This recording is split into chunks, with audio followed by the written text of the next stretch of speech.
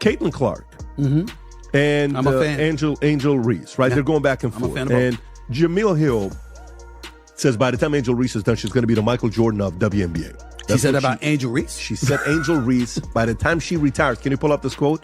She said, by the time she retires, she will be the MJ. Stephen A. Smith just slammed the brakes on Angel Reese's ego trip, so hard it left skid marks. And trust me, this ain't no glitzy Netflix special with a scripted fall from grace. Angel pulled a move that had the internet gasping. Wait, really? If you thought the hardwood drama peaked with buzzer beaters, buckle up. Stephen A. didn't just drop a mic.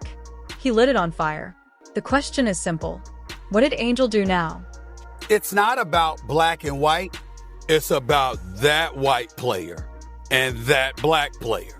Why? Because of the history that they had before they came to the WNBA.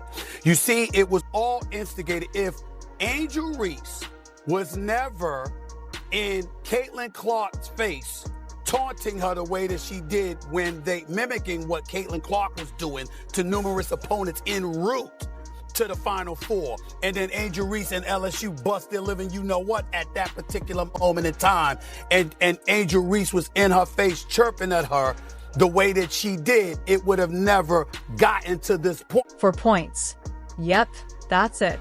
Angel Reese managed a grand total of 4 points, like she's on some kind of scoring diet, while sitting on a throne of rebounds.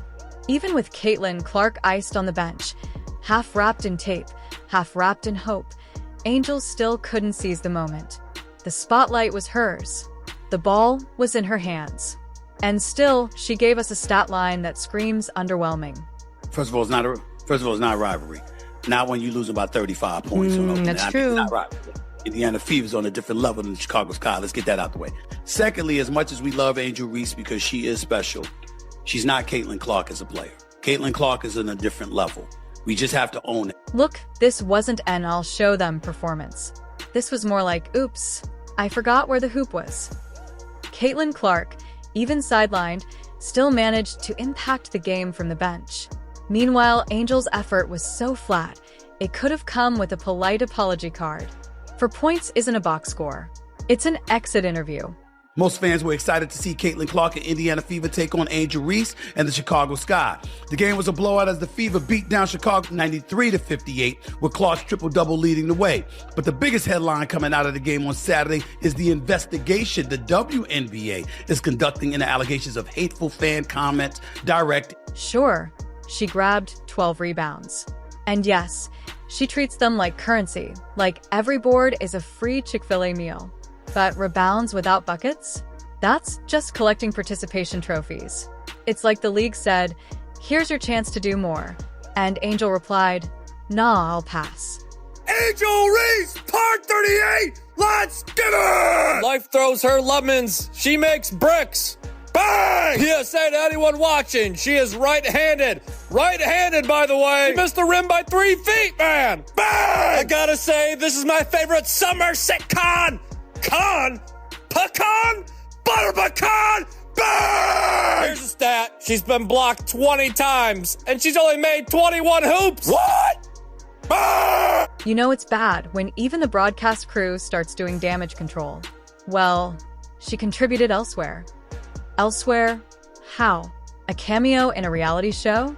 She spent the night running laps in sneakers that haven't sniffed the rim since college. The cameras even caught her looking glazed over, like she was mentally auditioning for the real stat hoarders of the WNBA. Because I was calling it from day one. You got people that are resentful towards her. But it's really not about her, guys. It's about what she represents.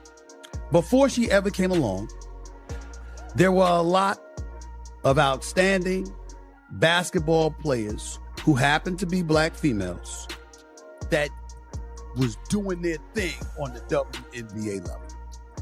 And they never got this kind of shit. And don't forget, Angel once strutted in with unmatched swagger.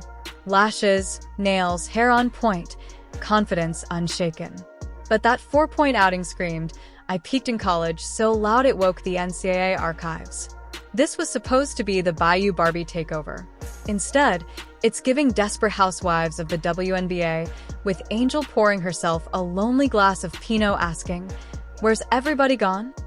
Meanwhile, Caitlin Clark, double-teamed, elbowed, iced, still finds ways to drop buckets, dish assists, and nail threes like it's backyard practice. Angel had the perfect setup. No Clark, full attention, mic in hand, and still flopped.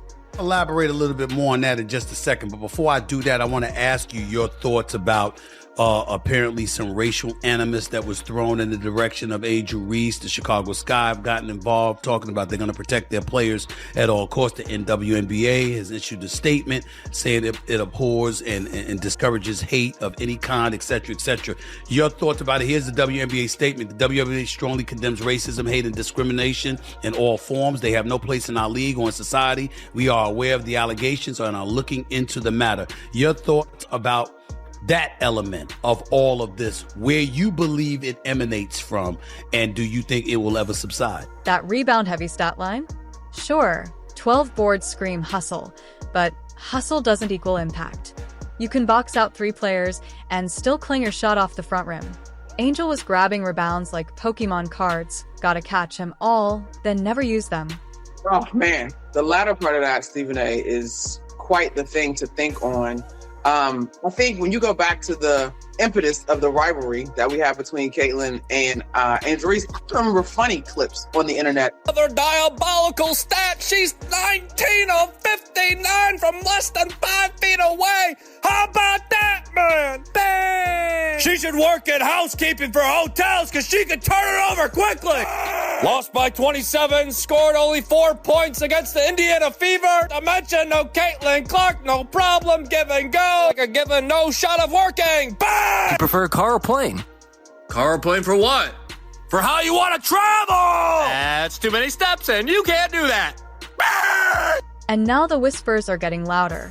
Rumors that Angel compared herself to Michael Jordan. Hold on. This isn't a high school pep rally. In the pros, if you're not scoring, you're not playing. Right now, her biggest contribution might be sideline runway fits or warming benches. That ain't MVP behavior. I have yet to see a single example of Angel Reese being a leader outside of rebounding her own missed layups. What does Angel Reese do? What is her contribution?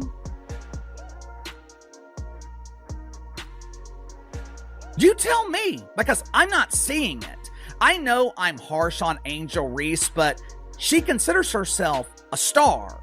If you're going to call yourself a star, I expect you to perform like a star, especially in big moments.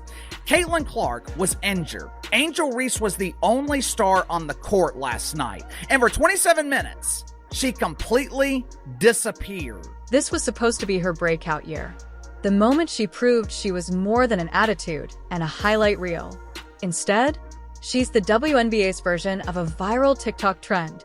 Big hype, quick drop-off, and now she's the punchline. Remember the milk crate challenge? That's Angel's season. Started high, wobbled quick, and now everyone's just waiting for the fall. 10. The taunting opponents a couple of years back before LSU smacked Iowa around in the national championship game or so.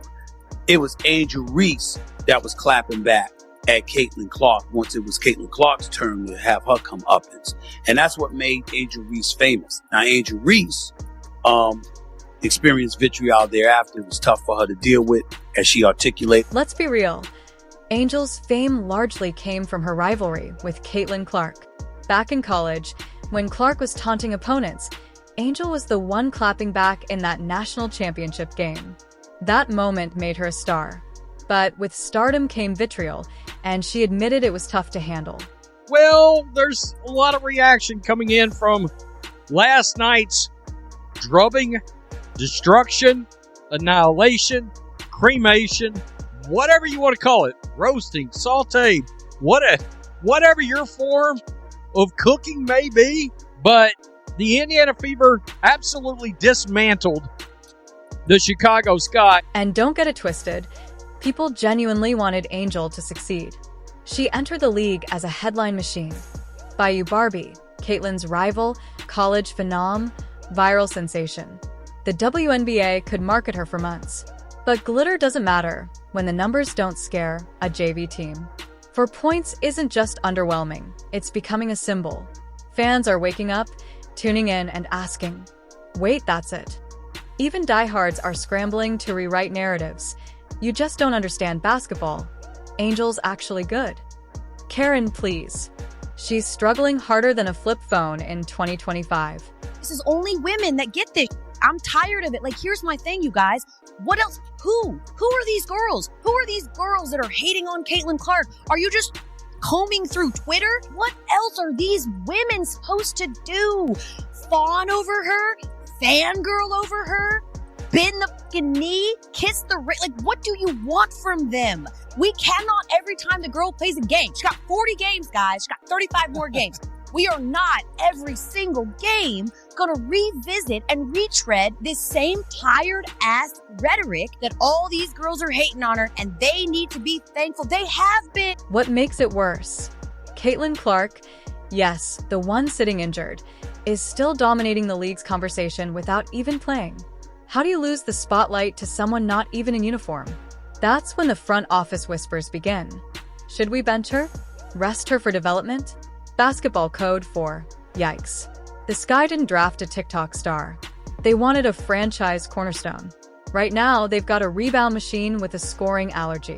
What an outfit Angel Reese was rocking. She put a lot of time, a lot of effort into making sure her ensemble was on point. Are my boots matching my jacket? Are my gloves matching my hat? Angel Reese put in tons of time for this outfit, which begs the question, does Angel Reese put in more time in her outfits for the pregame catwalk, or does she put in more time to actually get better at the game? Let's be honest. Teams want killers, not influencers. You can't flex on Instagram and back it up with 4 points and vibes. Even Stephen A. probably cleaned his glasses, looked at that box score, and hollered, 4 points. This isn't LSU anymore. The WNBA isn't a charity. You don't get all-star ballots for high-effort cardio. You don't get minutes for memories. And Angel's box scores look more like typos than stats. Goose comes along, and she wreaks havoc. She's the Rookie of the Year. She's 4th in the league in MVP voting. 4th in the league, her rookie year. Wow. Outstanding. She's like Steph Curry. She can pull up from anywhere. You understand? She has that kind of capability. Didn't win a national championship. Lost to LSU one year. Lost to South Carolina another year. But she's outstanding and clearly worthy of being the number 1 overall pick. And what I was saying to everybody is ride the wave. Rising tide lifts all boats. And the tension keeps rising.